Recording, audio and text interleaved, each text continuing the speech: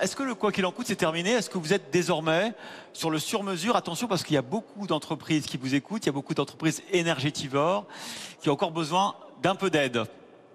Moi, j'ai eu l'occasion de dire qu'on était passé du quoi qu'il en coûte au combien ça coûte. Parce qu'on a changé d'époque. On a eu la crise Covid avec ce choc absolument terrible qui a mis l'ensemble de l'économie à plat, et il fallait effectivement, sans compter et sans regarder le solde public, prendre des mesures pour permettre à notre économie de tenir.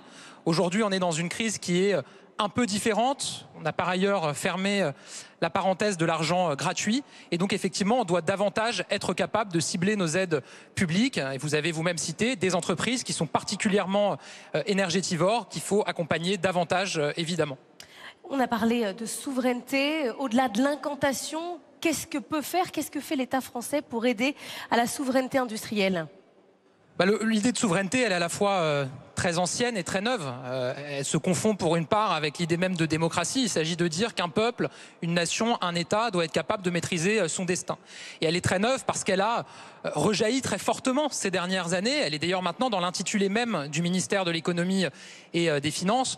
Qu'est-ce qu'il faut faire pour renforcer la souveraineté? D'abord, continuer à agir pour la compétitivité de nos entreprises.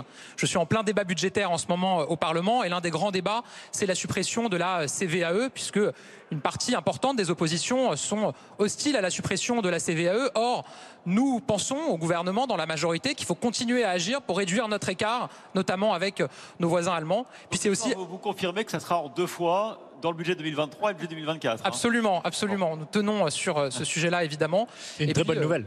C'est une bonne nouvelle pour les entreprises françaises, pour la compétitivité de la France et donc pour notre souveraineté.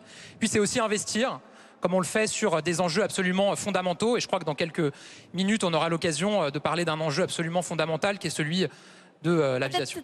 Je Je viens de gaffer. Non, mais alors justement.